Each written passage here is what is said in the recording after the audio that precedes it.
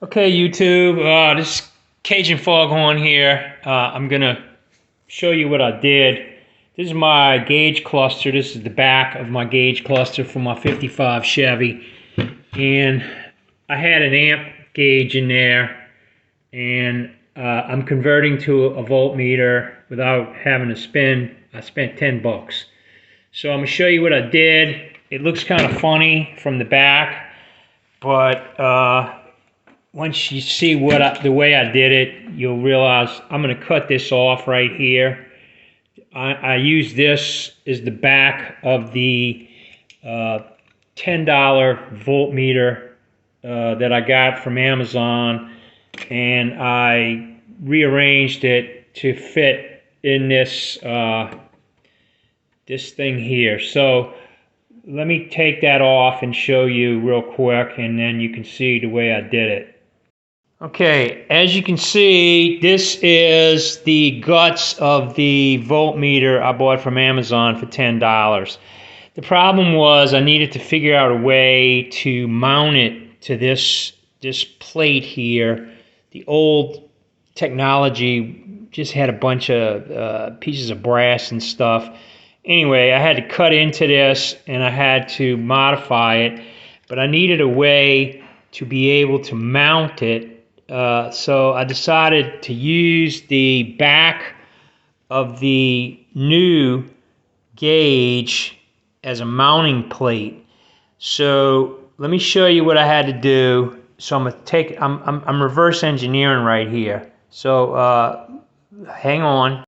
Okay, I unscrewed the little brass nut from this, and I'm taking this off.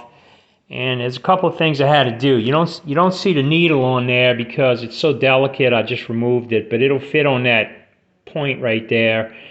Anyway, I had to cut this little piece here just a little bit right there, and then I had to drill some holes where those two screws are because there are little rivets, and I had to grind off the little rivets and then make it work. And here's the needle for that thing. It's so tiny and delicate that trust me, take it off of there when you're doing this, okay?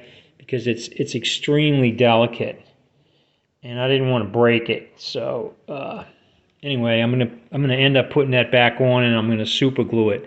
But this is what I had to do. I had to cut this piece out pretty significantly, and then what I did was I used the backing plate of the new voltmeter as my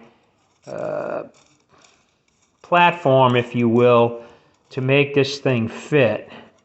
So I'm basically using a little bit of old and a little bit of new to make this work. I'm not going to get into the electrical part. I'm just showing you how to fabricate it right this second. I'm going to take this nut off so you can see what I'm doing.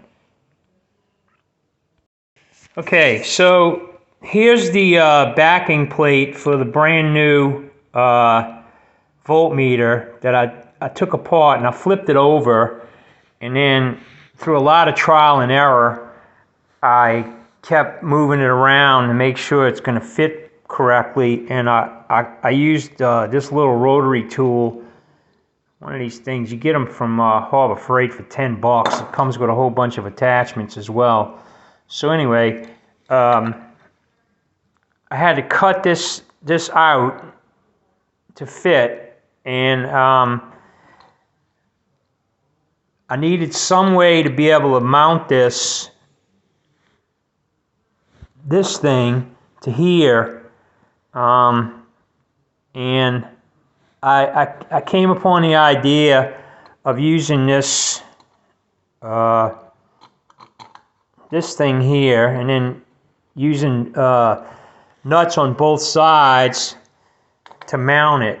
So what I did was, okay, I'm having a hard time holding it with one hand, but what I did was I went and got some extra screws, nuts. And anyway, I put this in here, and then through a lot of trial and error, okay, hold on, let me pause it.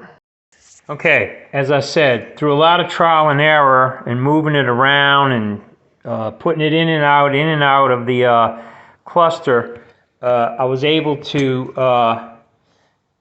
mount this, and I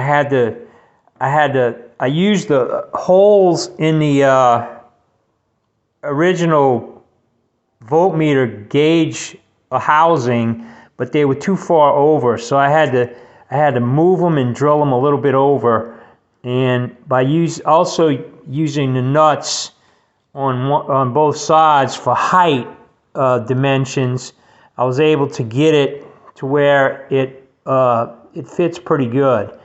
So if you just manipulate the nuts on here, it'll get to the point where you can make it fit pretty good, and it looks pretty good.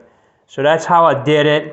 I'm gonna end up putting this little needle back on right there, and then I'm gonna have to super glue it. The problem is the needle wants to go at 12 volts for the battery. It wants to go like all the way to here. I want it to be like right over here somewhere. So I'm going to have to play with it and get it to be exactly where it's supposed to be by, touching the poles to the battery. And then I want 12 volts to be somewhere around right here. And then when it's charging, I want it to charge to about right here.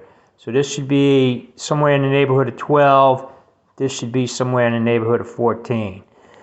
Anyway, this was a cheap voltmeter I got off of Amazon for 10 bucks. By the time I'm finished, I might spend maybe 12 bucks, 15 bucks, who knows. And then a lot of my time taking it off, putting it on, just because you got to eyeball a lot of this stuff. And then you got to make sure that it's in the proper location right here so that it looks right. Okay? So hopefully that will help somebody. I've seen some posts about cluster gauges. You can buy these things if you want to spend, I think you can get them at 75 bucks or so, and they're already done for you. But I'm just showing you how I did it, and I got lots of times because I'm retired, so it doesn't matter. Anyway, I'm going to end up cutting this off, this bucket part, somewhere around right here, because I don't need it. I just needed really the frame and these posts and the nuts to stabilize my voltmeter. Okay, thanks, YouTube.